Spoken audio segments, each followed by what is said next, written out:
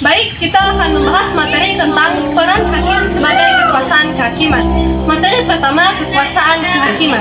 Di Indonesia, perwujudan kekuasaan kehakiman diatur sepenuhnya dalam Undang-Undang Republik Indonesia Nomor 48 Tahun 2009 tentang kekuasaan kehakiman yang merupakan penyempurnaan dari Undang-Undang Republik Indonesia Nomor 4 Tahun 2004 tentang kekuasaan kehakiman.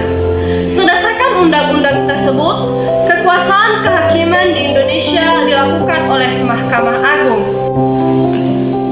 Badan peradilan yang berada di bawah Mahkamah Agung meliputi badan peradilan yang berada di lingkungan peradilan umum, peradilan agama, peradilan militer, dan peradilan tata usaha negara, serta sebuah mahkamah konstitusi.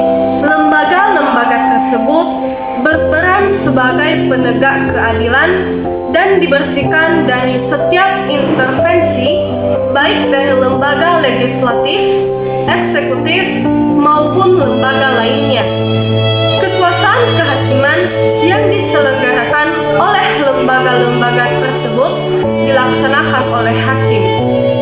Undang-Undang Republik Indonesia Nomor 48 Tahun 2009 tentang kekuasaan kehakiman pasal 1, yakni kekuasaan kehakiman adalah kekuasaan negara yang merdeka untuk menyelenggarakan peradilan guna menegakkan hukum dan keadilan berdasarkan Pancasila dan Undang-Undang Dasar Negara Republik Indonesia tahun 1945 demi terselenggaranya negara hukum Republik Indonesia.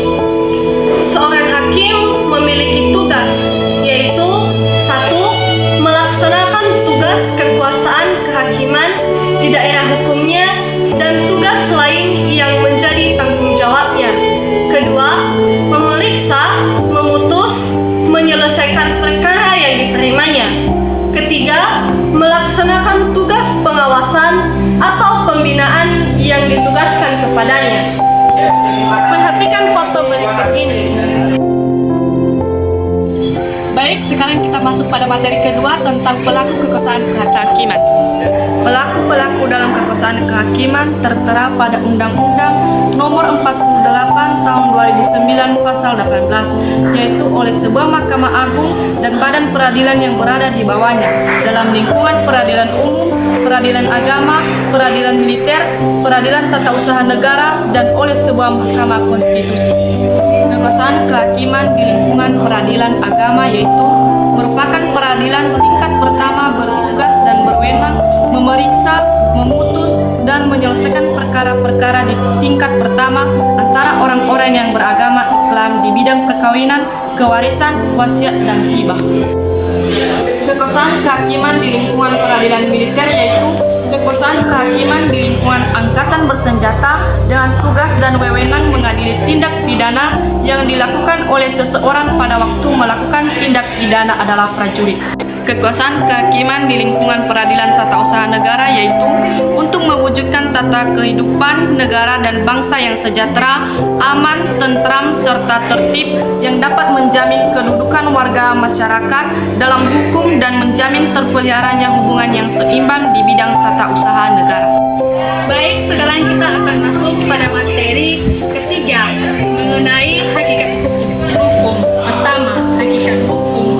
Hakikat hukum mencakup seluruh sistem hukum yang merupakan suatu kegiatan untuk melaksanakan dan menerapkan hukum yang berkeadilan serta melakukan tindakan hukum terhadap setiap pelanggaran atau penyimpangan hukum yang dilakukan oleh subjek hukum, baik melalui prosedur keadilan ataupun melalui prosedur di luar.